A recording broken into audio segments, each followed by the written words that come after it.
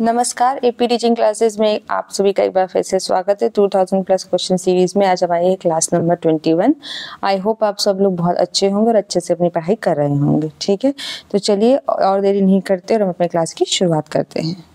ठीक है, आज के लिए हमारा क्वेश्चन नंबर फर्स्ट है, after which of the following battle was the treaty of याडुम्ब साइन। ठीक है, यानी वो पूछ रहा है कि निम्नलिखित में से किस युद्ध के बाद याडुम्ब की संधि पर हस्ताक्षर किए गए थे। ये आया था डोमेस्टिक साइंस टीचर 2023 शिफ्ट 2 में। ठीक है, आपके पास ऑप्शन है एंग्लो बर्मा युद्ध द्वितीय में, सेकंड वाले में एंग्लो भूटान युद्ध, एंग्लो नेपाल युद्ध या फिर एंग्लो बर्मा युद्ध प्रथम, किसमें जो है याडुम्ब की संधि की गई थी। ठीक है, तो देखिए एंग्लो बर्मा युद्ध जो प्रथम है, ठीक है, उसमें की गई थी याडुम्ब की संधि। ठीक है, और ये हुआ था 1826 में जो है ये युद्ध किया गया था। ठीक है, किसके बीच में, देखिए बर्मा म्यांमार, जिसको हम बर्मा म्यांमार के नाम से भी जानते हैं, और आंग्ल मतलब होता है ब्रिटिश। तो ब्रिटिश और बर्मा के बीच में जब युद्ध हुआ था, ठीक है, 1826 में, तब जो है बर्मा हार गए थे। ठीक है, बर्मा जो है वो हार गई थी और याडुम्ब की संधि जो है उनका उन्होंने हस्ताक्षर किया था। और याडुम्ब की संधि के तहत उन्होंने क्या किया था, उन्होंने बर्मा ने अपना असम का एरिया, ठीक है, अपना कछार का एरिया और अपना जो है जयंतिया, ये आपने नाम सुने हैं, गारो खासी जयंतिया पहाड़ियों का नाम है। ठीक है, वही जयंतिया की बात यहाँ हो रही है। तो ये जो 3 रीजन है उन्होंने बर्मा ने जो है अपने किनको दे दिए थे, अंग्रेजों को दे दिए थे।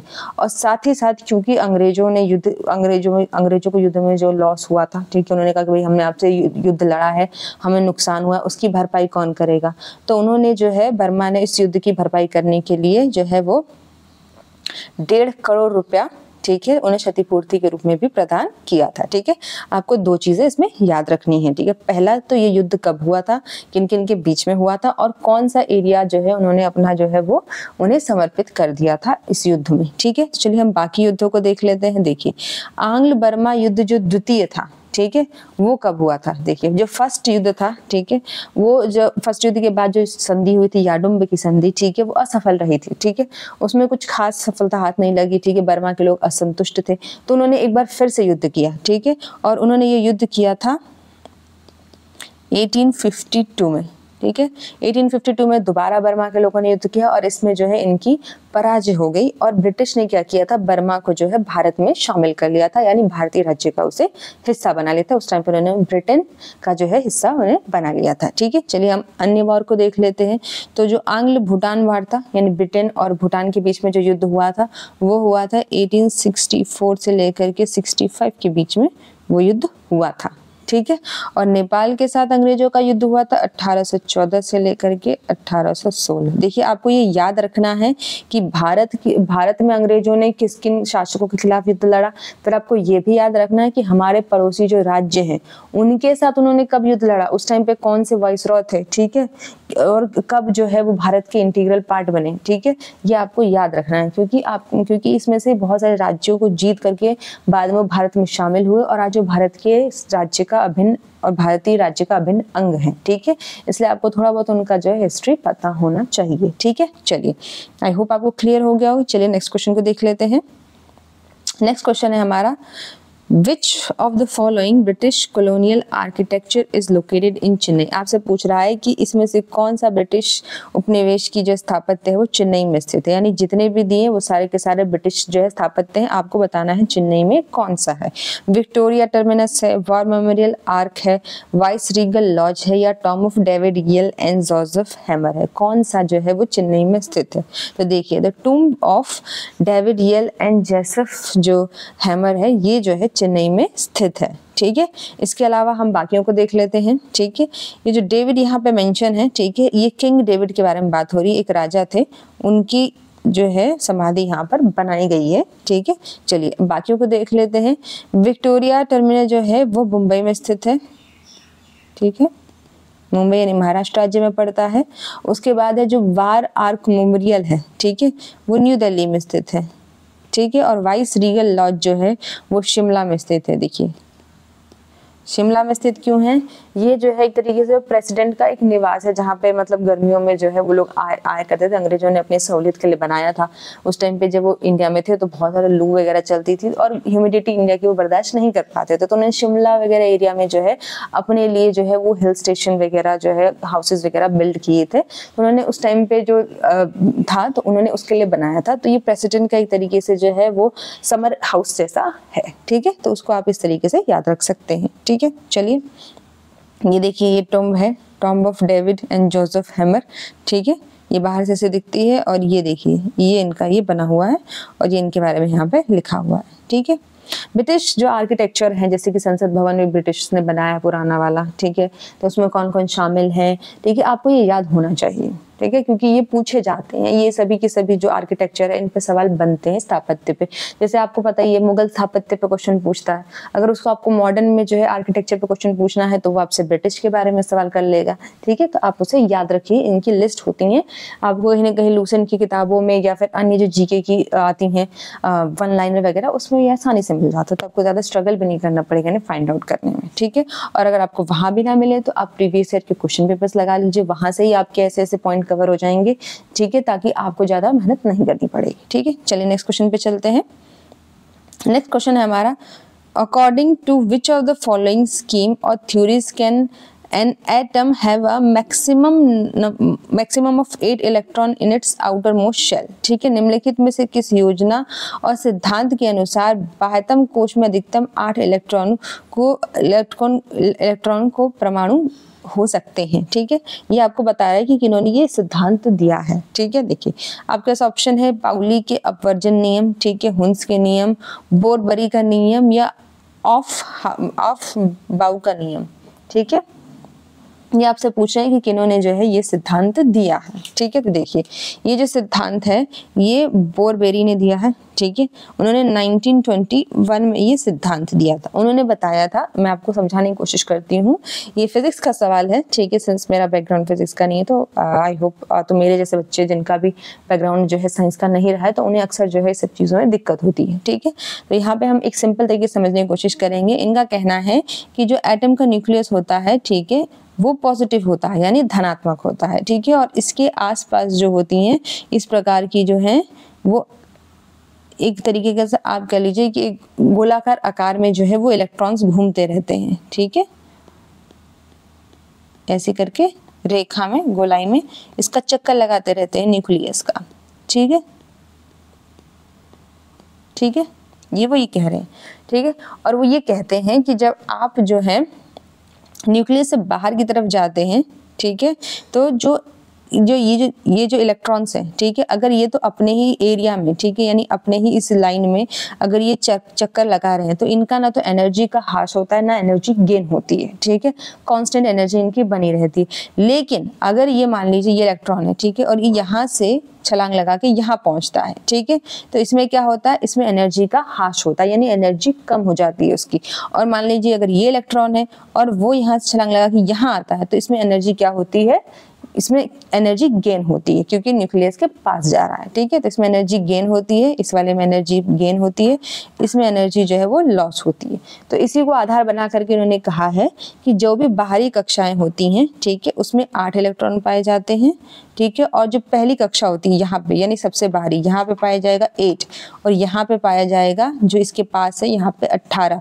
मैंने क्या बताया, 8 यहाँ पे किस लिए पाया जाएगा, क्योंकि जब भी इलेक्ट्रॉन यहाँ से यहाँ मूव करते हैं तो उनमें एनर्जी का लॉस होता है, तो यहाँ पहुँचने तक ही 8 ही बचेंगे। लेकिन जब वो यहाँ से यहाँ तक की तरफ जाएंगे तो इनमें एनर्जी गेन होती है, तो वो क्या हो जाएंगे, वो 18 हो जाएंगे। तो ये नियम आपको याद रखना है ताकि आप ये ना कंफ्यूजन हो कि 8 भाई आउटर लेयर में क्यों 8 हो रहा है और इनर में क्यों 18 हो रहा है। ये सब एनर्जी गेन और लॉस के ऊपर ही बेस्ड जो है वो नियम होते हैं, ठीक है। आपको ये पता होना चाहिए, ठीक है। बस आपको यहाँ पे इतना ही समझना है, ठीक है। तो ये नियम किसने बताया था, तो ये बोरबोरी का नियम है, उन्होंने ये बात बताई थी, ठीक है। चलिए आगे बढ़ते हैं। Which of the following is the first mechanical drilled oil well in Asia where oil was founded in 118 feet on March 1867। ये आपको बता रहे हैं कि एशिया का पहला यांत्रिक रूप से खोदा हुआ कुआं को बताना है आपको, ठीक है। तो वो कहाँ पाया गया था, ठीक है, असम के कौन से एरिया में वो मिला था। आपको बोलना है नाहरकटिया में मिला था, डिगबोई में मिला था, बदरपुर में मिला था, माकुम में मिला था। देखिए माकुम असम में जो है ये मिला था। ठीक है, क्या मिला था? माकुम असम में जो है पहली बार यांत्रिक रूप से जो है तेल का कुआं जो है वो खोदा गया था। कब खोदा गया था? ठीक है, तो वो डेट भी याद रख लीजिए, 26 मार्च 1867 को खोदा गया था। तो पहले माकुम में खोदा गया था, दूसरे नंबर पे डिगबोई आता है। डिगबोई को जो है वो 1889 में जो है वो खोदा गया था, दोनों ही असम में। आइए मैं आपके माध्यम से देख लेते हैं। ये देखिए, ये है माकुम। ठीक है, यहीं पे पहला जो है जो यांत्रिक रूप से जो है तेल के कुएं को खोद के निकाला गया था। ठीक है, चलिए नेक्स्ट क्वेश्चन पे चलते हैं। India's first geothermal field development project is being set up by the ONGC eight which of the following places. यानी ONGC द्वारा निम्नलिखित में से किस स्थान पर भारत की पहली भूतापीय क्षेत्र विकास परियोजना स्थापित की गई थी?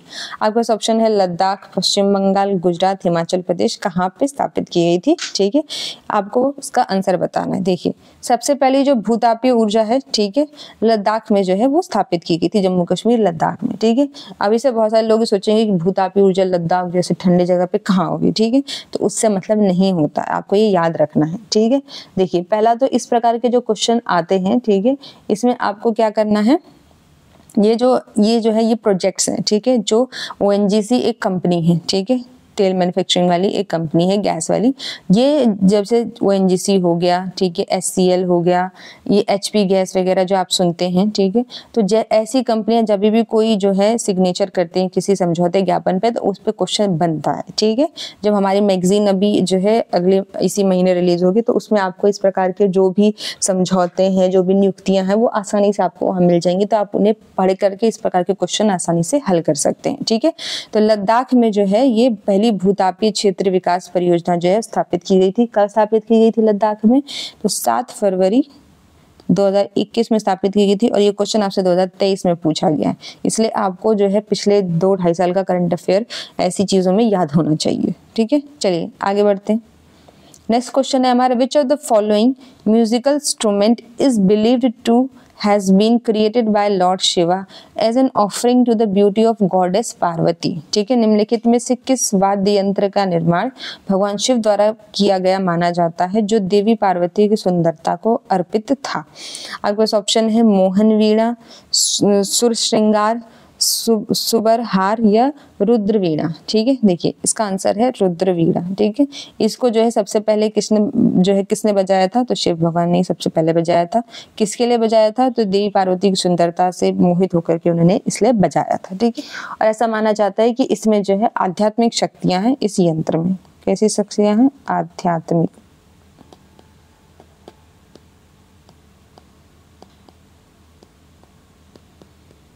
ठीक है, इस यंत्र में क्या है? आध्यात्मिक शक्तियां पाई जाती हैं। ठीक है, चलिए पिक्चर के माध्यम से देख लेते हैं। ये देखिए, ये है रुद्र वीणा। ठीक है, आपने कई टीवी सीरियल्स भी देखे होंगे, उसमें आपने भगवान शिव को जब बजाते हुए देखा होगा, तो यही प्रकार का यंत्र लेके बैठे हुए देखा होगा। ये सुबरहार यंत्र है। ठीक है, ये है मोहन वीणा। ठीक है, इनमें आपको डिफरेंस पता होना चाहिए कि कैसे दिखते हैं। इनके जो है सिर्फ इनके स्ट्रक्चर में डिफरेंस होने की वजह से जब इनको बजाते हैं तो इनके जो साउंड निकलता है ना, उसमें भी डिफरेंस जो है वो पैदा होता है। ठीक है, चलिए आगे बढ़ते हैं। नेक्स्ट हमारा क्वेश्चन है, identify the option that arrange the following airport from south to north in the term of their location. देखिए आपको दक्षिण से उत्तर बताना है, उत्तर से दक्षिण नहीं बताना, तो क्वेश्चन ध्यान से पढ़िएगा। आपके पास ऑप्शन है गुरु रामदास जी अंतर्राष्ट्रीय हवाई अड्डा, वीर सावरकर अंतर्राष्ट्रीय हवाई अड्डा, इंदिरा गांधी अंतर्राष्ट्रीय हवाई अड्डा, भारत रत्न बाबा साहेब डॉक्टर BR अम्बेडकर अंतर्राष्ट्रीय हवाई अड्डा। आपको बताना है कि कौन सा जो है साउथ से जो है नॉर्थ की तरफ जो है वो है। तो देखिए सबसे पहले कौन बना था? सबसे साउथ में कौन सा है? तो सबसे साउथ में है वीर सावरकर जो है अंतर्राष्ट्रीय हवाई अड्डा सबसे साउथ में है। ठीक है, उसके ऊपर आप चले जाएं, ठीक है, तो भारत रत्न बाबा साहेब अम्बेडकर जो है उनका जो है नंबर आता है। उसके बाद इंदिरा गांधी एयरपोर्ट का आता है। ठीक है। उसके बाद आता है गुरु रामदास हवाई एयरपोर्ट का, ठीक है। तो अब देख लीजिए साउथ टू नॉर्थ करना है तो हमारा कौन सा आंसर सही होगा, हमारा ए आंसर सही होगा। देखिए ये आपसे क्वेश्चन 2023 में पूछा गया है। उस टाइम पे ये जो है हवाई अड्डे जो है वो नए नए बने थे और काफी चर्चा में रहे थे, ठीक है, जो है न्यूज में, इसलिए उस टाइम पे आपसे ये सवाल पूछा गया। अब आप क्योंकि करंट में एग्जाम दे रहे हैं तो करंट में जो जो अंतर्राष्ट्रीय हवाई अड्डा है वहां पे जो कार्यक्रम चलाए गए हैं या जो भी समझौता ज्ञापन पे हस्ताक्षर हुए उनसे रिलेटेड चीजें आपको याद रखनी है, ठीक है। चलिए आगे बढ़ते हैं। नेक्स्ट क्वेश्चन है, on his father side Babur was a descendant of, ठीक है, यानी पिता की ओर से बाबर डैश का वंशज था, किसका, मंगोलों का, घुरिदों का, तैमूरों का, फिर फारसियों का। देखिए पिता की तरफ से तो वो तैमूर वंश से था, लेकिन माँ की तरफ से पूछे, ठीक है, तो माँ की तरफ से जो है वो किसकी तरफ से था, चंगेज खान की तरफ से था, चंगेज खान का वंशज था। ये दोनों याद रखिएगा। अगर आपसे पिता की तरफ का वंशज पूछता है तो वो तैमूर वंशज के थे, अगर माँ की तरफ से पूछता है तो उनकी माँ जो थी वो चंगेज खान की वंशज थी, ठीक है। और पानीपत के प्रथम युद्ध में जो कि जो है 21 अप्रैल 1526 में बाबर और इब्राहिम लोदी के बीच में जो प्रथम पानीपत का युद्ध हुआ था उसी के साथ जो है बाबर की विजय हुई थी इस युद्ध में, और भारत में जो है मुगल वंश की जो है वो स्थापना हुई थी, ठीक है। ये भी आप याद रखिएगा, यहाँ पे फैक्ट है। चलिए आगे बढ़ते हैं। नेक्स्ट क्वेश्चन है हमारा, which of the following was the first covid vaccine produced by India for animals, यानी पशुओं के लिए निर्मित पहली कोविड-19 टीका निम्नलिखित में से कौन सा है भारत ने जिसका डेवलपमेंट या विकास किया है, ठीक है। जो है कार्निवैकोव, ठीक है, वैक्स जवरिया, ठीक है, एंको वैवक्स कोविक्स, एंको कोविक्स और जाइकोवो डी, ठीक है, जाइकोव डी। कौन सी जो है इसमें से कौन सी वैक्सीन है जो पशुओं के लिए बनाई गई है उन्हें कोविड-19 से बचाने के लिए, तो देखिए इसका आंसर है एक्नोवैक्स, ठीक है, एंकोवैक्स, सॉरी एंकोवैक्स। ये आप दवाई का जो है ये पिक्चर अपने माइंड में याद रखिएगा तो आपको वहाँ पे आसानी से याद हो जाएगा, ठीक है। ये आपसे 2023 में क्वेश्चन पूछा गया है, क्यों, क्योंकि उस टाइम पे कोविड-19 जो काफी लेटेस्ट मामला रहा था, ठीक है, 19, 20, 21 में भी, ठीक है। तो आपसे जो है काफी बाद में जो है काफी बाद तक भी इसकी बहुत सारी वैक्सीन डेवलप होती रही, चलती रही, ठीक है, क्योंकि वैक्सीनेशन तो काफी लंबे टाइम तक चला है, तो इसलिए आपसे जो है ये सवाल 2023 में पूछा है, ठीक है। चलिए आगे बढ़ते हैं। Next question, the following concepts regarding the model of atom are given by which of the model of atom, यानी परमाणु के मॉडल के संबंध में निम्नलिखित अवधारणाएं परमाणु के किस मॉडल के द्वारा दी जाती हैं। देखिए आपका पहला स्टेटमेंट है, केवल कुछ विशेष कक्षाएं जिन्हें इलेक्ट्रॉन की विविध कक्षाओं के रूप में जाना जाता को ही परमाणु के अंदर अनुमति दी जाती है। Only certain special orbits known as discrete orbit of electrons are allowed inside the atom. विरिक्त कक्षाओं में घूमते समय इलेक्ट्रॉन ऊर्जा का विकिरण नहीं करते। Electron do not radiate energy while moving in the discrete orbit, ठीक है। थॉमसन का परमाणु जो है मॉडल, बोर का परमाणु मॉडल, डाल्टन का परमाणु मॉडल, रदरफोर्ड का परमाणु मॉडल। देखिए ये क्वेश्चन मैं आपको अभी ऊपर करा चुकी हूँ, ठीक है। जो बोर का परमाणु मॉडल है, ठीक है, वो इस स्टेटमेंट के बारे में बताता है। मैंने जब आपको बोर का मॉडल समझाया था तो मैंने आपको बताया था, ठीक है, कि वो कक्षाओं में जब जो है अंदर से बाहर की ओर जाता है तो वो एनर्जी जो है क्या करता है, लॉस करता है, और जब बाहर से अंदर की तरफ जाता है, ठीक है, तो एनर्जी को गेन करता है। और अगर वो अपनी ही कक्षा में घूम रहा है तो ना वो एनर्जी गेन करता है, ठीक है, ना ही वो एनर्जी को जो है वो लॉस करता है, ठीक है, क्योंकि वो स्थिर है वहां पे, उसने कोई काम ही नहीं किया कि उसकी एनर्जी जो है वहां पे लॉस होगी। ये तीन चीजें आपको याद रखनी है और आप इस प्रकार के क्वेश्चन को हल कर सकते हैं। तो बोल का यही 3 नियम है, ठीक है। चलिए आगे बढ़ते हैं। नेक्स्ट क्वेश्चन है हमारा, which of the following statement are correct regarding money bill, ठीक है, धन विधेयक के संदर्भ में निम्नलिखित में से कौन सा कथन सही है आपको बताना है। पहला है, धन विधेयक केवल लोकसभा में प्रस्तुत किया जा सकता है। Money bill can be introduce only Lok Sabha. ये स्टेटमेंट 100% सही है। पहले लोकसभा में ही आएगा फिर राज्यसभा में जाएगा, ठीक है। ये सामान्य विधेयक की तरह नहीं कि किसी भी सदन में आ सकता है, ये हमेशा लोकसभा में ही आएगा। ये स्टेटमेंट 100% करेक्ट है, ठीक है। फिर राज्यसभा लोकसभा द्वारा पारित और प्रेषित धन विधेयक में संशोधन नहीं कर सकती है। Rajya Sabha can not amend the money bill pass और सेंड बाय द लोकसभा। ये भी स्टेटमेंट 100% सही है। आप इसमें संशोधन नहीं कर सकते। हालांकि संशोधन के लिए आप अपने विचार प्रस्तुत जरूर कर सकते हैं, लेकिन उसे मानना न मानना ये लोकसभा पर डिपेंड करता है। वो आपके संशोधन को चाहे तो नकार भी सकती है, आप अपने हिसाब से उसमें कोई बदलाव नहीं ला सकते हैं। ठीक है, नेक्स्ट स्टेटमेंट देखते हैं। राज्यसभा धन विधेयक में संशोधन की सिफारिश कर सकती है। मैंने अभी आपको बताया बिल्कुल कर सकती है, लेकिन अपने मन से संशोधन कर नहीं सकती है। ठीक है, चौथा देखते हैं। राज्यसभा द्वारा सभी धन विधेयक उनकी प्राप्ति की तिथि के 15 दिन के भीतर लोकसभा को लौटा देनी चाहिए। देखिए 15 दिन नहीं होता है, ये 14 दिन के भीतर उनको लौटाना होता है। 14 डेज का याद रखिएगा। ठीक है, 15 डेज का कोई कॉन्सेप्ट नहीं है। ठीक है, तो ये स्टेटमेंट रॉन्ग है। तो हमारा जो है ऑप्शन 1, 2, 3 ओनली जो है वो सही होगा। देखिए हमारे आर्टिकल 110 में जो है धन विधेयक के बारे में जो है वो बात की गई है। ठीक है, याद रखिएगा। अगर 14 दिन के भीतर अगर वो लौटा देते हैं तो ठीक है, अगर वो नहीं लौटाते हैं तो अभी भी विधेयक को पारित मान लिया जाएगा और धन विधेयक जो है वो पारित हो जाएगा। ठीक है, ये एक नियम है, ये कानून हमारे संविधान में बनाए गए। चलिए नेक्स्ट क्वेश्चन पे चलते हैं। नेक्स्ट क्वेश्चन है हमारा, Where was the India's first international financial service center was established? ठीक है, भारत का पहला अंतर्राष्ट्रीय वित्तीय सेवा केंद्र कहाँ स्थापित किया गया था? आपके पास ऑप्शन है मध्य प्रदेश में, गुजरात में, महाराष्ट्र में, उत्तर प्रदेश में। कहाँ इसकी स्थापना जो है वो की गई है? देखिए इसकी स्थापना जो है वो गुजरात में की गई है। ठीक है, गुजरात में कहा तो गुजरात के गांधीनगर में की गई है। ठीक है, गांधीनगर में इसकी स्थापना की गई। इसका उद्देश्य क्या होता है? देखिए इसका उद्देश्य ये है कि भारत का जो है वैश्विक यानी ग्लोबल स्तर पे जो संपर्क है, ठीक है, कनेक्शन है, उसको बढ़ाना, ताकि भारतीय अर्थव्यवस्था की जो जरूरतें हैं, ठीक है, क्योंकि हमारे पास बहुत सारी ऐसी चीजें हैं जो हम लोग खुद प्रोड्यूस नहीं करते हैं, हमें उन्हें बाहर से जो है वो आयात करना पड़ता है। ठीक है, मंगाना पड़ता है। तो उसमें अगर भारत अपनी स्थिति दर्ज नहीं कराएगा, वहां पे भारत जाकर के ये नहीं बताएगा कि नहीं हमारे जो है हमारे देश में इस चीज की डिमांड है, हमें ये चीज चाहिए, तो आपको कैसे मिलेगी? ठीक है, तो ये काम करने के लिए उन्होंने एक संस्था बनाई थी।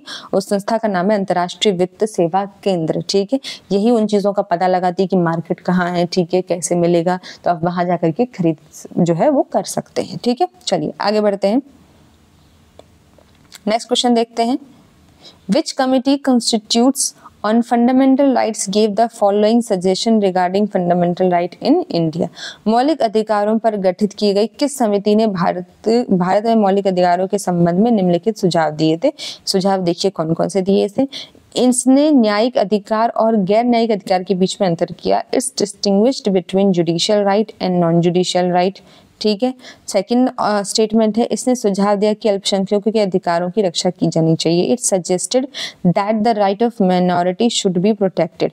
देखिए ये सबसे बहुत इजी क्वेश्चन है। अगर आपने जो है मौलिक अधिकारों के बारे में पढ़ा है तो जो सप्रू समिति थी, ठीक है, सप्रू, उसने जो है ये अधिकार जो है इस अधिकारों की डिमांड की थी। ये 30 जो है इसमें मेंबर्स थे। ठीक है, सप्रू, आपको देखिए आपने तेज बहादुर सप्रू के बारे में सुना है, कांग्रेस के लीडर रहे हैं वो। ठीक है, तो उन्होंने उनकी अध्यक्षता में ही ये समिति बनी थी। तेज बहादुर सप्रू ये लीडर रहे हैं। ठीक है, आपको ये याद रखना है, याद रखिएगा। इन्होंने मिनिस्ट्री भी एक संभाली है। ठीक है, जो मैं आपको आगे बता चुकी हूँ, या फिर आगे हो सकता है क्वेश्चन में आए तो मैं आपको बताऊं। ठीक है, तो तेज बहादुर सप्रू का आप नाम याद रखिएगा। सप्रू समिति उन्होंने बनाई थी जब हमारे संविधान का निर्माण हो रहा था। उस टाइम पे संविधान के निर्माण के टाइम के क्वेश्चन पूछा है उसने।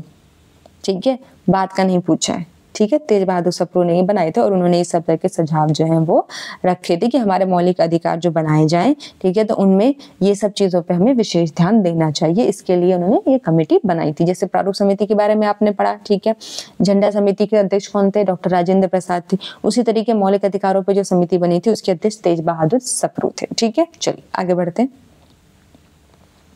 नेक्स्ट क्वेश्चन देखते हैं। in which reading is the final discussion on the motion to pass the bill or the bill as amended in the Lok Sabha? यानी विधेयक अथवा यथा संशोधन विधेयक जो लोकसभा में पारित करने के प्रस्ताव पर अंतिम चर्चा किस वाचन में की जाती? देखिए पहली बात याद रखिएगा, 3 वाचन होते हैं, पहला, दूसरा और तीसरा। चौथा कोई वाचन नहीं होता है, तो ये आंसर तो हटा दीजिए। देखिए पहले वाचन में जो है वो बिल को इंट्रोड्यूस किया जाता है। फर्स्ट वाचन में इंट्रोडक्शन होता है इसका। दोनों सदनों में उसे इंट्रोड्यूस किया जाएगा कि बिल किस बारे में है, उसका उद्देश्य क्या है, उस पर कितना खर्चा पानी होगा, ठीक है, ये सब बताया जाता है। दूसरे वाचन में इस पे गंभीर रूप से चर्चा की जाती है, ठीक है, चर्चा किया जाएगा, उसमें मतदान किया जाता है, ठीक है, चर्चा और मतदान होती है उसमें, ठीक है। उसके बाद जो है थर्ड वाचन में किया जाता है। थर्ड वाचन में जो है वो विधेयक को जो है वो लाया जाता है, इसमें पूछा जाता है कोई और संशोधन करना है कि नहीं। उसके बाद डिसीजन लेते हैं कि इसे पारित करेंगे हम या पारित नहीं करेंगे हम, ठीक है। तो ये जो है वो तीसरे में होता है। तो पहले में क्या होता है, पहले में बिल को इंट्रोड्यूस किया जाता है, दूसरे में बिल पर चर्चा की जाती है, तीसरे में बिल पे संशोधन वगैरह किया जाता है, ठीक है, मतदान भी कह सकते हैं दूसरे तीसरे में होता है। और तीसरे में उसके बाद जो है जब वो बिल पारित हो जाता है तो उसे भारत के जो गजट होता है, ठीक है, एक बोलते हैं, उसमें जो है वो प्रकाशित भी कर दिया जाता है। तो ये तीसरे बिल में होता है, तीसरे वाचन में जो है ये प्रक्रिया की जाती। तो ये तीन वाचन आपको याद रखने हैं। आपसे ये सवाल अगली बार हो सकता है आपसे सेकंड वाचन पे सवाल पूछ लें, ठीक है। चलिए आगे बढ़ते हैं। नेक्स्ट क्वेश्चन है हमारा, 4 ब्रदर नोन एज, ठीक है, तंजावुर जो है quartets in the 19th century, the present form of which of the following dance form and the important parts of its musical composition were composed by, ठीक है, पुन्याय, ठीक है, चिन्याय, शिवानंदम या विडवुल्लू। देखिए ये 4 भाई हैं, इनके नाम है, ठीक है, पन्याय, चिन्याय, शिवानंदम और विडवुल। आपसे क्वेश्चन पूछा गया है कि 19वीं शताब्दी में जो तंजावुर चौकड़ी नाम से जो प्रसिद्ध नृत्य है, जिसका वर्तमान स्वरूप आज कुछ और हो गया है, उनको ये 4 भाइयों ने बनाया था। तो उस नृत्य का वर्तमान स्वरूप आपको बताना है, ठीक है, कि तंजावुर चौकड़ी को वर्तमान में हम किस रूप में जानते हैं, जिन्हें इन 4 भाइयों ने बनाया था। तो देखिए उसे हम ओडिसी के रूप में जानते हैं, भारतनाट्यम, मणिपुरी, कुचिपुड़ी। देखिए भारतनाट्यम, ठीक है, ये जो है इसका मॉडर्न नाम है, लेकिन पहले हम इसे जो है तंजावुर चौकड़ी के नाम से जानते थे, जिन्हें इन 4 भाइयों ने जो है मिलकर के बनाया था। इस नृत्य को जो है डांस फॉर्म को, जो आप उंगलियों में देखते हैं, वो लोग उंगलियों को जो है रखते हैं, मिडिल फिंगर में रखते हैं, फिर जो है वो अपनी टांगों को मोड़ते हैं। तो ये सब जो डांस फॉर्म है, किस एंगल से कैसे मुड़ना है, ये इन 4 भाइयों ने ही बनाए थे, ठीक है। चलिए इनका नाम आप जरूर याद रख लीजिएगा। ये हैं वो 4 ब्रदर्स, ठीक है, जिन्होंने भारतनाट्यम को आज जो वर्तमान स्वरूप में दिखता है उस स्वरूप में विकसित करने का जो श्रेय है इन 4 भाइयों को ही जाता है, ठीक है। चलिए आगे बढ़ते हैं। Next question, In August 2022, the Ministry of Social Justice and Empowerment signed an MOU with which of the following organization authority to provide medical package to transgender person, ठीक है। यानी अगस्त 2022 में सामाजिक न्याय और अधिकारिता मंत्रालय ने ट्रांसजेंडर व्यक्तियों को चिकित्सा पैकेज प्रदान करने के लिए निम्नलिखित में से किस संगठन अधिकरण के साथ एक समझौता ज्ञापन हस्ताक्षर किया था। ऑप्शन राष्ट्रीय स्वास्थ्य प्राधिकरण, अखिल भारतीय आयुर्वेदिक संस्थान दिल्ली, भारतीय चिकित्सा अनुसंधान परिषद, चिकित्सकों का भारतीय चिकित्सकीय संघ, ठीक है। तो देखिए आपसे क्वेश्चन पूछा गया है कि किसके साथ उन्होंने हस्ताक्षर किए थे। देखिए जब आपसे क्वेश्चन पूछा गया जो है 2022 में, तब आप ध्यान रखिएगा उस टाइम पे ट्रांसजेंडर जो पर्सन है उनको लेकर के 2-4 नीतियां जो है बहुत सारे स्टेट्स ने जो है वो लागू की थी। जैसे उन्हें सरकारी जॉब में जो है अब उन्हें प्रवेश जो है मिल गया था, पहले वो सरकारी जॉब में उन्हें नहीं लिया जाता। तो ये सब जो है सुधार है जो 2021-22 के दौरान हुए हैं, ठीक है। तो ये इंपॉर्टेंट है किसी भी कम्युनिटी के लिए, अगर वो बैकवर्ड कम्युनिटी है या फिर पिछड़ी कम्युनिटी है, चाहे वो ट्रांसजेंडर हो, चाहे माइनॉरिटीज हो, चाहे रिलीजियस माइनॉरिटीज कम्युनिटीज हो, उनके लिए जो भी कार्यक्रम सरकार चलाती है, न्यूज़ में अगर आप सुनते हैं या किसी मैगजीन पे पढ़ते हैं, तो उन पे आपको विशेष फोकस करना है क्योंकि वो सवाल बनता है, ठीक है।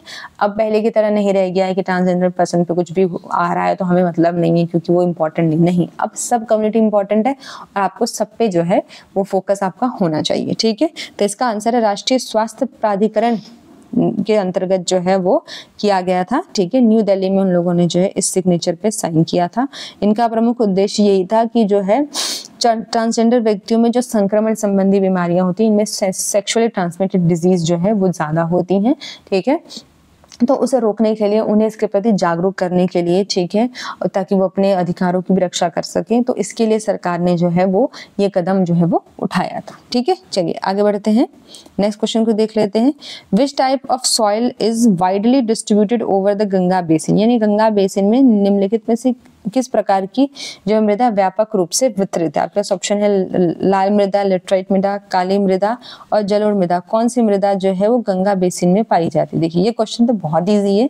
अगर आपने भारत की मृदाओं का वितरण आपने पढ़ा होगा तो आप इसे आसानी से जो है वो कर लेंगे। ठीक है, जलोढ़ मृदा जो है वो गंगा बेसिन, उत्तरी भारत के मैदानों में और गंगा बेसिन के, गंगा ब्रह्मपुत्र के जो एरिया है, सॉरी गंगा और जो यमुना का जो एरिया है, ठीक है, वहां पे जो है ये जलोढ़ मृदा जो है वो क्या है, पाई जाती है। ठीक है, और भारत के टोटल एरिया के लगभग 40% भाग पर कौन सी मृदा पाई जाती है?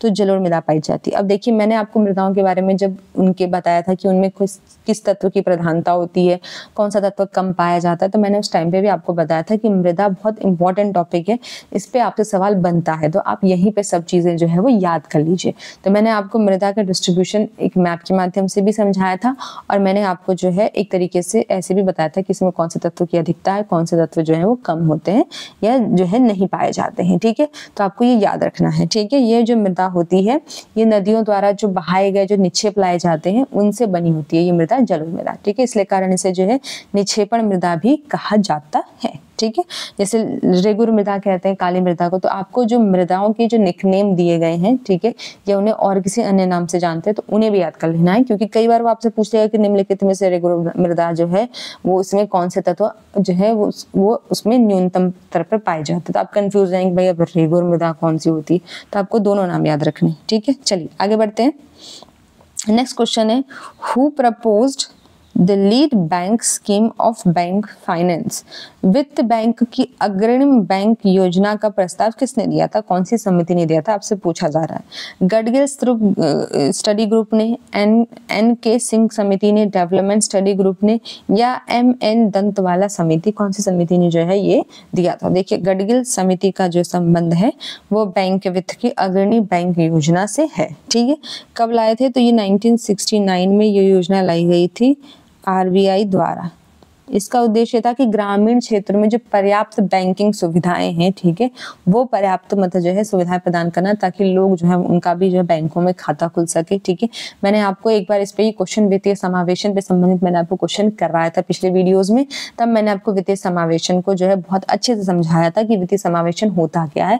उसमें उस क्वेश्चन में जो है 3-4 जो है सरकार की कार्यक्रम दिए थे, जो आपको बताना था कि निम्नलिखित में से कौन सा कार्यक्रम वित्तीय समावेशन को जो है बढ़ावा देने के सरकार द्वारा करवाया गया है। तो मैंने आपको बताया था कि वित्तीय समावेशन क्या होता है। ठीक है, और जब ऐसे कार्यक्रम चलाए जाते हैं तो उसमें क्या जो है उसकी महत्वता होती है, किस लिए चलाए जाते हैं। ठीक है, तो उसी संबंध में आज आपसे ये क्वेश्चन पूछ लिया गया है। ठीक है, एक जो है योजना का नाम लेकर के कि किसने ये प्रस्ताव दिया था, तो गडगिल समिति ने जो है ये प्रस्ताव दिया था। ठीक है, 1969 में। ठीक है, चलिए आगे बढ़ते हैं। नेक्स्ट क्वेश्चन देखते हैं, identify the commercial sources of energy. ऊर्जा के वाणिज्यिक स्रोतों की हमें पहचान करनी है। देखिए वाणिज्यिक स्रोत होते हैं ऊर्जा के वो स्रोत जिसका निर्माण जो है वो बिजली बनाने में किया जाता है। किसके बनाने में किया जाता है? बिजली निर्माण में जिन स्रोतों का इस्तेमाल होता है, ठीक है, उन्हें हम जो है क्या कहते हैं? उन्हें हम कहते हैं वाणिज्यिक स्रोत। ठीक है, तो जैसे पेट्रोल का निर्माण हम बिजली बनाने में करते हैं, प्राकृतिक गैसों का निर्माण हम बिजली बनाने में करते हैं, कोयले का निर्माण हम बिजली बनाने में करते हैं। ठीक है, तो ऐसी सभी प्रकार की जो है नेचुरल रिसोर्सेज, ठीक है, जिनसे बिजली का उत्पादन किया जाता है, उन्हें हम कहते हैं वाणिज्यिक स्रोत। क्यों? क्योंकि बिजली जो है वो एक वाणिज्य की तरह ही इसका इस्तेमाल किया जाता है। ठीक है, बहुत सारी मशीनें चलती हैं, इससे घर में जो है इसका इस्तेमाल होता है। ठीक है, इंडस्ट्रीज में इसकी बहुत ज़्यादा वैल्यू है क्योंकि उससे उत्पादन बढ़ता है, तो इसलिए इसका नाम वाणिज्यिक स्रोतों में आता है। ठीक है, तो देखिए आपको बताना है कौन सा है। फायरवुड है, सूखा गोबर है, कृषि अपशिष्ट या कोल है। तो मैंने अभी आपको ऑप्शन बताया था कोल है। ठीक है, चलिए देखते हैं। ये देखिए ऑयल से भी इलेक्ट्रिसिटी का निर्माण होता है, बायोगैस से भी होता है, नेचुरल गैस से भी होता है, सोलर एनर्जी से भी होता है, कोयले से भी होता है, और फ्यूचर में जो भी अन्य रिसोर्सेज आएंगे, अन्य जो मतलब अभी हमें अवेलेबल नहीं है या हो सकता है, तो उससे भी होता है। कैसे? या तो वो थर्मल तरीके से स्टोरेज करेंगे, या तो कूलिंग में किया जाएगा। ठीक है, या तो जो है वो डिस्ट्रीब्यूशन किया जाएगा कमर्शियल एरिया में, इंडस्ट्रियल एरिया में, मैंने आपको बताया। ठीक है, घरों में आती हैं बिजलियाँ, तो ये सब जो है सोर्सेज हैं इलेक्ट्रिसिटी के, जो है वाणिज्यिक सोर्सेज। ठीक है, चलिए आगे बढ़ते हैं। नेक्स्ट क्वेश्चन है, who started the Iqtadari system under Delhi Sultanate? यानी दिल्ली सल्तनत के अंतर्गत इक्तादारी प्रथा की शुरुआत किसने की थी? आपके पास ऑप्शन है इब्राहिम लोदी, इल्तुतमिश, कुतुबुद्दीन ऐबक, मोहम्मद बिन तुगलक। ठीक है, किसने की थी? ठीक है, देखिए इसकी शुरुआत जो है वो इल्तुतमिश ने की थी। इल्तुतमिश का शासनकाल था 1210 से लेकर के 1236 तक जो इसका शासनकाल रहा था। ठीक है, ये व्यवस्था के अंतर्गत वो क्या करता था, जो उसके अंतर्गत जो काम करने वाले जो गैर सैनिक अधिकारी होते थे उन्हें वो नकद में वेतन नहीं देता था। क्या करता था? नकद नहीं देता था। उसके बदले में उन्हें क्या देता था? वो लैंड देता था, भूमि देता था। उस भूमि पे उन लोगों को शासन करना होता था। ठीक है, और उस भूमि से जो उत्पादन होता था, ठीक है, उससे उत्पादन ही जो है वो उनके लिए एक तरीके से जो है उनकी जो है वो एक तरीके से उनका इनकम का स्रोत था। वो उन्हें कोई कॉइन वगैरह या फिर कोई नोट वगैरह जैसे हमें आज मिलता है वैसा उनकी कोई व्यवस्था नहीं की गई थी। ठीक है, तो ये है वो इक्केदारी। ठीक है, यानी लैंड के रूप में जो है आपको इनकम दी जा रही है, आपको नकद कुछ नहीं दिया जा रहा है। ठीक है, चलिए आगे बढ़ते हैं।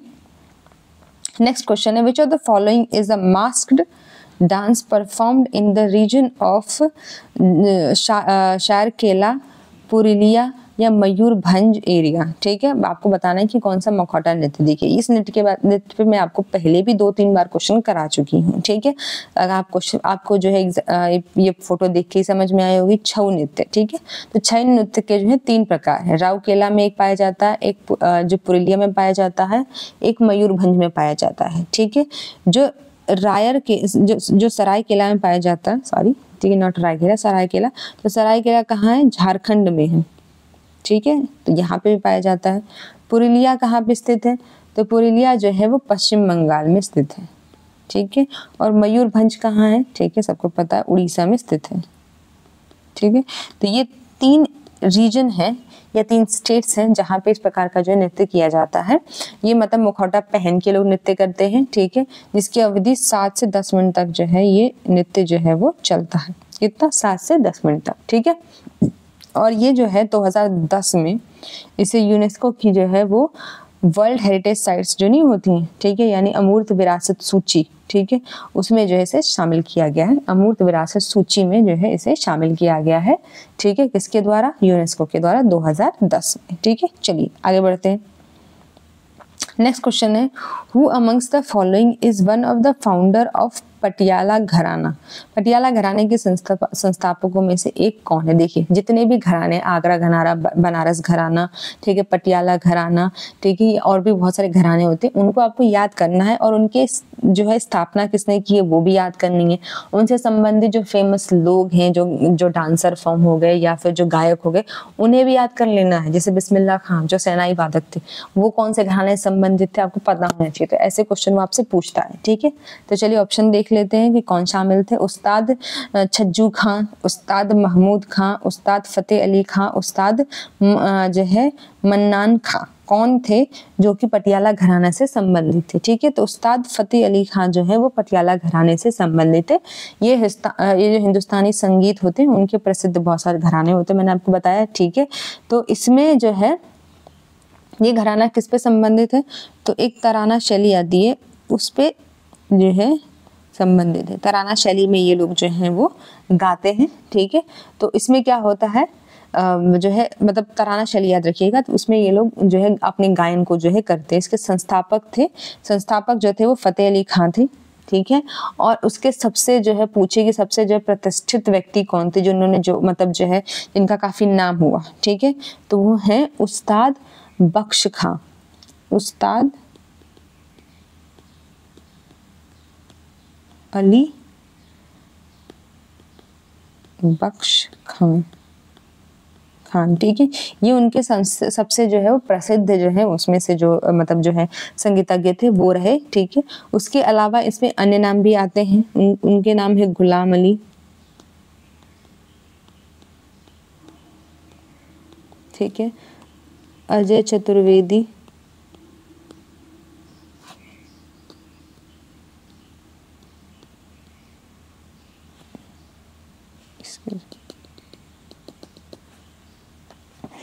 अजय चतुर्वेदी नहीं, अजय चक्रवर्ती। ठीक है, और आती है निर्मला देवी। ठीक है।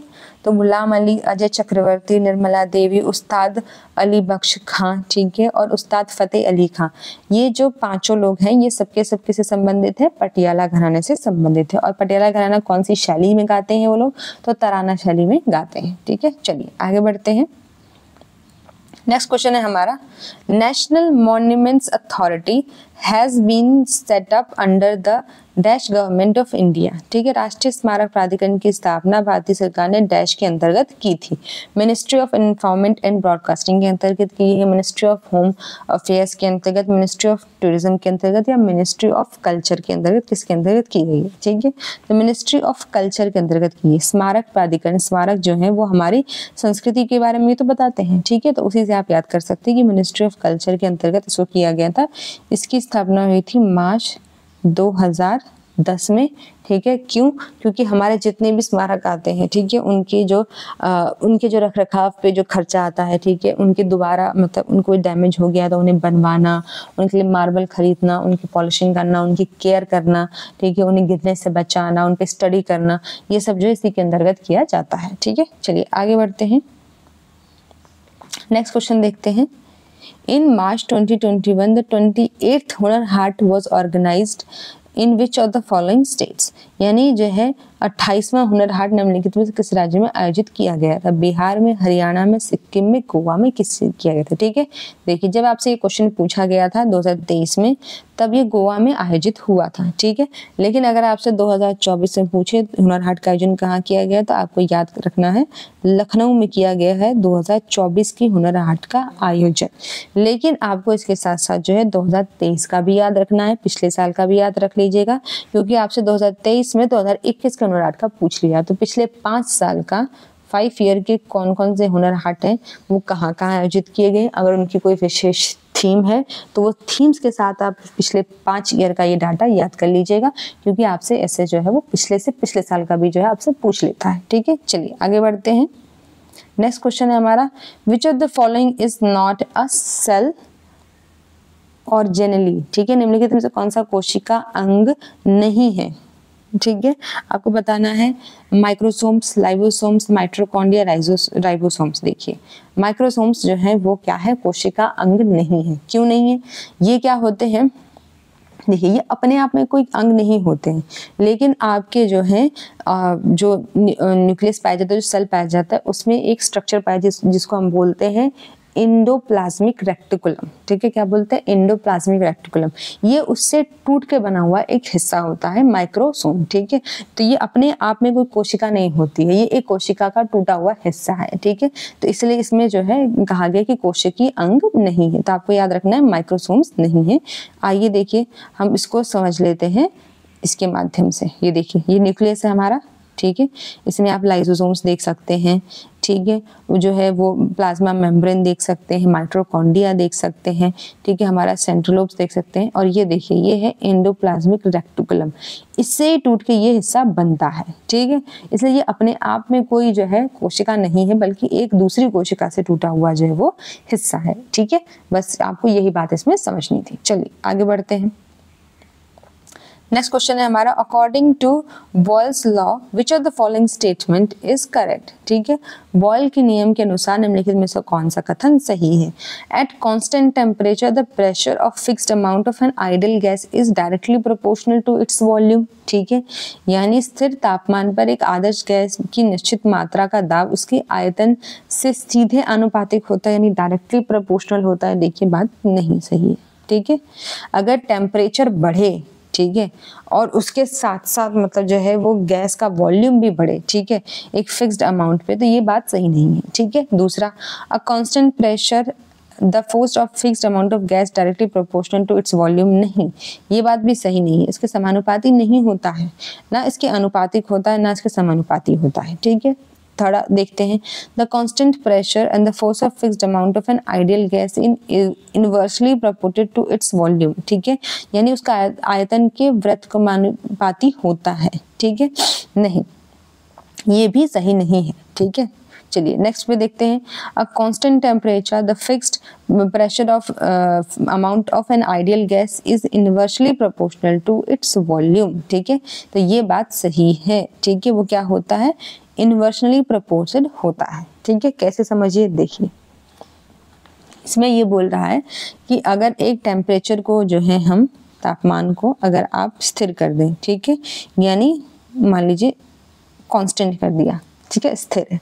अब गैस है, ठीक है, गैस पे एक टेम्परेचर लग रहा है, ठीक है, और टेम्परेचर जो स्थित है, तो गैस में जो है उसका जो आयतन होगा उस पर क्या असर पड़ेगा। ठीक है, तो ये बोल रहा है कि जो गैस अगर स्थिर है, ठीक है, तो जो आयतन होगा, ठीक है, वो क्या इसके डायरेक्ट होगा, यानी अगर ये स्थिर है तो जो इसका वॉल्यूम है वो भी स्थिर हो जाएगा। नहीं, अगर ये स्थिर है तो उसका वॉल्यूम कम हो जाएगा। अगर ये बढ़ेगा तो ये घटेगा।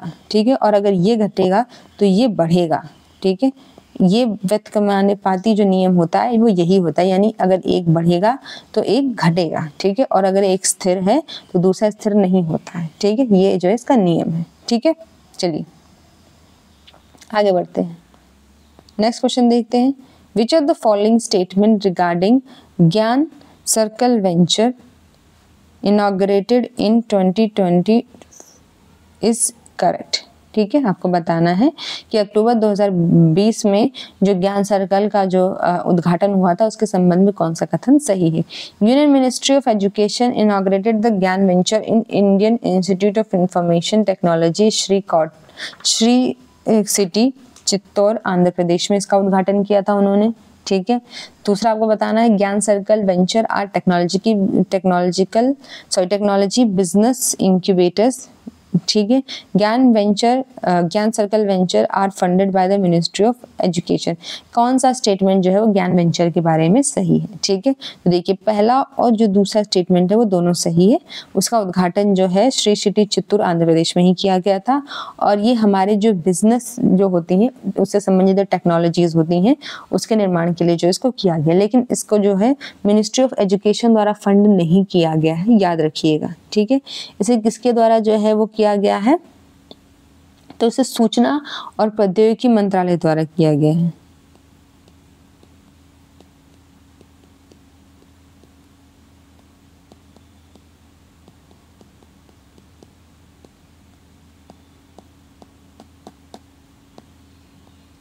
ठीक है, सूचना और प्रौद्योगिकी मंत्रालय द्वारा जो है इसे फंडिंग दी गई, ना कि मिनिस्ट्री ऑफ एजुकेशन द्वारा। ठीक है, चलिए आगे चलते हैं।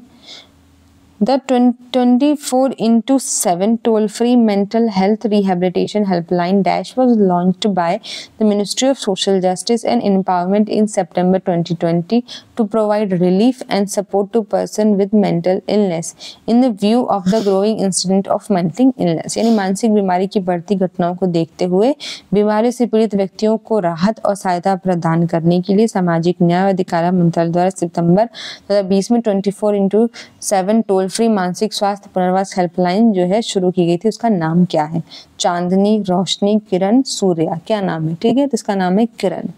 ठीक है, इस प्रकार से याद कर लीजिएगा इसको कि देखिए जो मानसिक रूप से जो पीड़ित व्यक्ति होते हैं तो उन्हें जो है बहुत ज़्यादा सहायता की आवश्यकता होती है, क्योंकि जो मेंटल डिप्रेशन होता है, ठीक है, उससे आप खुद बाहर नहीं निकल पाते, तो उससे आपको किसी की सहायता की आवश्यकता होती है।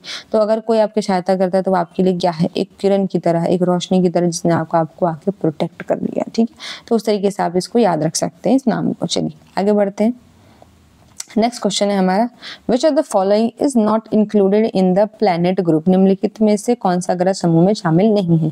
देखिए ये क्वेश्चन मैं आपको ऑलरेडी बता चुकी हूँ, मैंने इससे संबंधित ग्रह से संबंधित एक क्वेश्चन कराया था, तो उससे मैंने आपको बताया था कि कौन सा ग्रह सूर्य के पास है, कौन सा दूर है, कौन सा बड़ा है, कौन सा छोटा है। ठीक है, किसके कितने ज्यादा उपग्रह हैं, ये सब मैंने आपको बताए थे।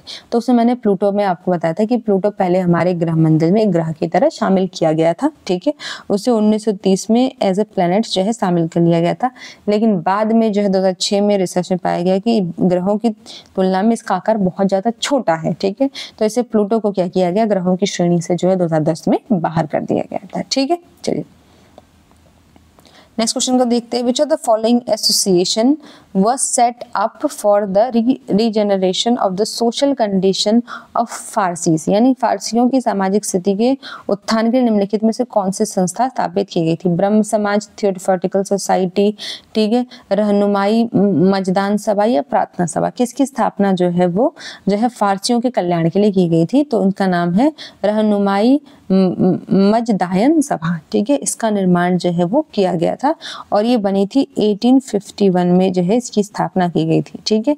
और जो है इसके सदस्य कौन थे? तो इसके सदस्य थे, देखिए, नारोजी,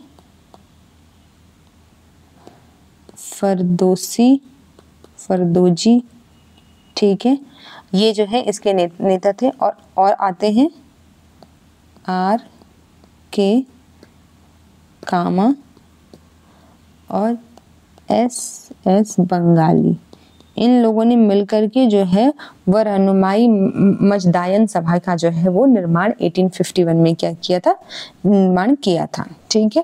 किसके लिए किया गया था? तो ये निर्माण किया गया था कि उस टाइम पे जो भारतीयों में जो फारसी समुदाय पाए जाते थे उनके पुनरुद्धार करने के लिए, उनको जो है वो जो है एक तरीके से सपोर्ट करने के लिए, जैसे प्रार्थना सभा, ठीक है, थियोसॉफिकल सोसाइटी की स्थापना, प्रार्थना समाज, ब्रह्म समाज की स्थापना जो है वो किस उद्देश्य से की गई थी? आपको पता ही है, मैं आपको पढ़ा चुकी हूँ, ठीक है। तो इसी तरीके से जो है फारसियों के कल्याण के लिए जो है इस प्रकार की जो है समाज का निर्माण किया गया था, ठीक है।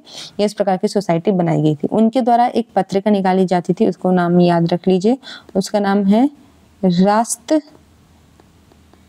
गुफ्तार, जिसे हम क्या बोलते हैं? सत्यवादी भी कह सकते हैं, ठीक है। ये पत्रिका जो है इसका प्रकाशन जो है वो इस सोसाइटी द्वारा जो है वो किया जाता था, ठीक है। चलिए,